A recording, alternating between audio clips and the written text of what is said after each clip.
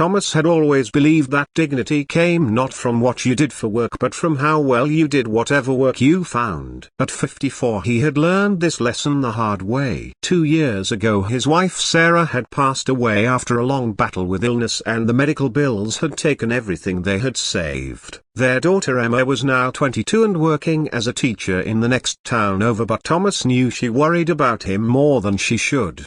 He had been a supervisor at the manufacturing plant for nearly 20 years until it closed down 8 months ago. Since then he had been applying for jobs that seemed to get fewer and farther between with each passing week. The unemployment benefits were running out and the mortgage payment was due again in 2 weeks. That morning Thomas put on his best shirt and walked downtown to the employment office one more time. Mrs. Henderson, who worked there, had become something of a friend over these past months. "I've got something, Thomas," she said when she saw him walk in, "but I want you to hear me out before you say no." Thomas sat down in the familiar chair across from her desk. "It's a cleaning position at Morrison Industries," she continued. "Night shift, mostly office buildings and executive suites." Thomas had heard of Morrison Industries, of course. Everyone in town knew about the tech company that had moved into the old department store building downtown 5 years ago. They had brought jobs and energy back to a town that had been slowly dying. "The pay is decent," Mrs. Henderson said, "and there are benefits after 90 days including health insurance." Thomas thought about his empty savings account and the stack of bills on his kitchen table. "I'll take it," he said simply. Mrs. Henderson smiled. "I hoped you would. The supervisor there is a woman named Margaret Chen, and she specifically asked for someone mature and reliable." That first night Thomas reported to the Morrison Industries building at 6 in the evening. Margaret Chen was waiting for him in the lobby. A woman about his age with graying hair and laugh lines around her eyes. "You must be Thomas," she said warmly. "I've been looking forward to meeting you." She showed him around the building, explaining the routine and introducing him to the other evening crew members. There was Roberto, who had been there for 3 years and spoke fondly of his grandchildren. There was Mrs. Williams, who worked part-time to supplement her social security. And there was David, a young man putting himself through college who always had a joke to share. "We're a small crew, but we take care of each other," Margaret explained, "and we take pride in our work. This building represents a lot of people's livelihoods." Thomas understood. He had always believed that every job mattered and every worker deserved respect. The work itself was straightforward but thorough. Each night Thomas would start on the 3rd floor where the executive offices were located. He would empty trash cans, vacuum carpets, dust furniture and clean windows. He moved methodically through each room, taking satisfaction in leaving everything spotless and organized. It was quiet work which suited him. The silence gave him time to think about Sarah and Emma and what he wanted his life to look like going forward. Sometimes he would find himself humming songs that Sarah used to sing while she cooked dinner. One evening, about 3 weeks into the job, Thomas was cleaning the corner office when he noticed someone had left behind a framed photograph on the desk.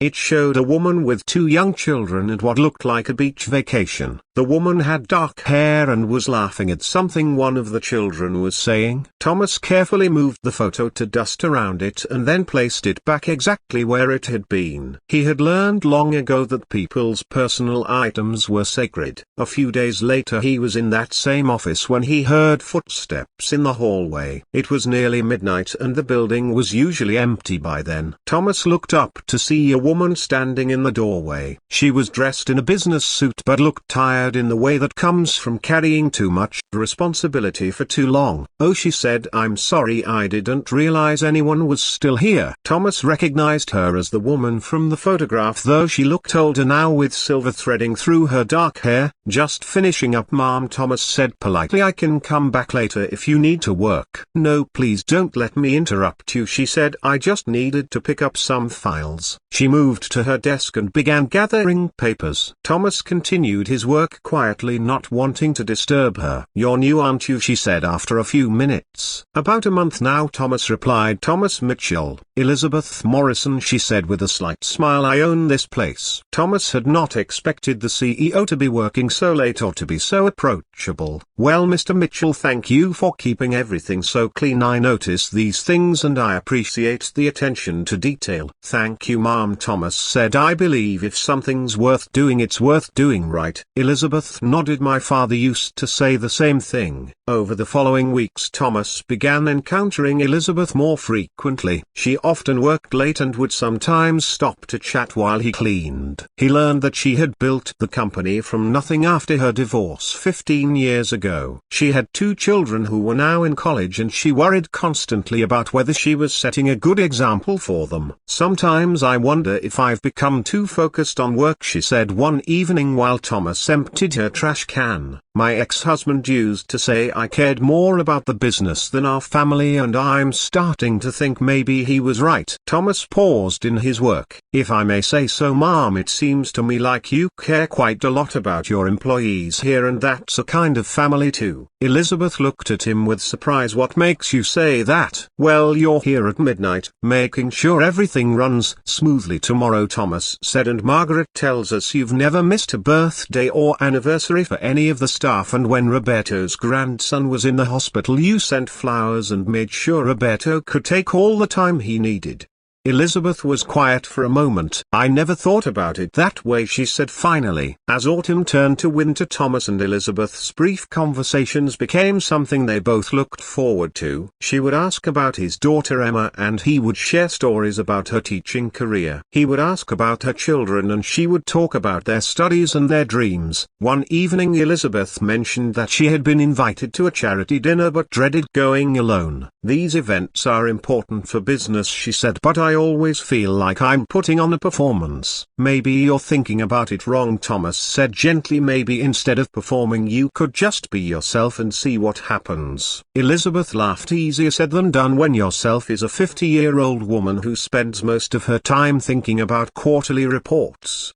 You're also someone who remembers her employees' birthdays and works late to make sure everyone has a job tomorrow, Thomas pointed out. That's worth being proud of. The next week Elizabeth surprised him by asking if he would consider working a special event. We're having our company holiday party next Friday, she said, and I could use someone to help coordinate with the catering staff and make sure everything runs smoothly.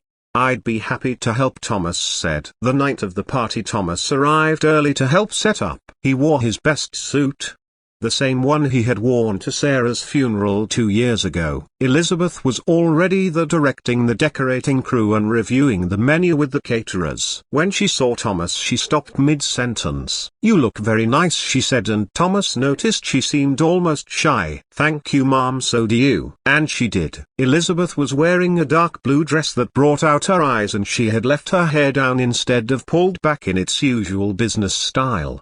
She looked relaxed in a way Thomas had never seen before. Throughout the evening Thomas moved quietly through the party, making sure everything ran smoothly. He watched Elizabeth give a speech thanking her employees for their hard work and dedication. He saw how genuinely she interacted with everyone from the newest intern to the most senior manager. Near the end of the evening Elizabeth found him clearing glasses from a table. Thomas, she said, would you mind walking with me for a moment? They stepped out onto the building's roof terrace where the city lights twinkled below them. I wanted to thank you, Elizabeth said, not just for tonight but for these past few months. There's nothing to thank me for, Thomas replied. Yes there is, Elizabeth said firmly. You've reminded me that work doesn't have to be lonely and that treating people with kindness isn't naive, it's essential. She paused and looked out over the city. I've been thinking about what you said about being myself, and I realize I haven't been myself in a very long time. Thomas waited for her to continue. The truth is I've been so focused on proving I could succeed that I forgot to think about what success actually means to me. She turned to face him. I know this might sound strange, but these conversations we've had while you work, they've become the best part of my day. Thomas felt something stir in his chest that he hadn't felt since Sarah died. They've become the best part of mine too, he said quietly. Elizabeth smiled. I was wondering if maybe you'd like to have one of those conversations over dinner sometime somewhere other than my office. Thomas looked at this remarkable woman who had built a company from nothing and still took time to remember everyone's birthday. "I'd like that very much," he said. 6 months later, Thomas moved from the night cleaning crew to a position in the company's facilities management department. It wasn't charity or pity. Thomas had proved himself to be thoughtful, reliable and capable of seeing solutions that others missed. Elizabeth had proved herself to be generous, funny and surprisingly vulnerable when she let her guard down. Their relationship developed slowly, built on mutual respect and genuine affection. Emma was initially skeptical when her father started dating his former boss, but after meeting Elizabeth, she pulled Thomas aside. "She looks at you the way Mom used to," Emma said, "like you're the most interesting person in the room." Thomas smiled. "Your mother always said that love isn't about finding someone perfect, it's about finding someone who makes you want to be the best version of yourself."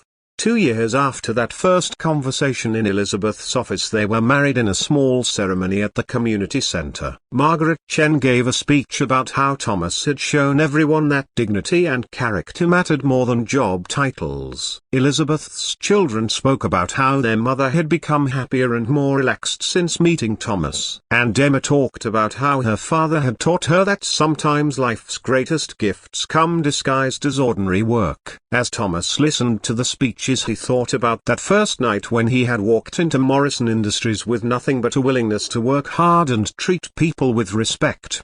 He had been looking for a job to pay the bills. Instead, he had found a woman who saw past his circumstances to the person he truly was, and more than that, he had rediscovered something about himself that he thought he had lost forever. That he was worthy of love not because of what he accomplished but because of who he chose to be every single day.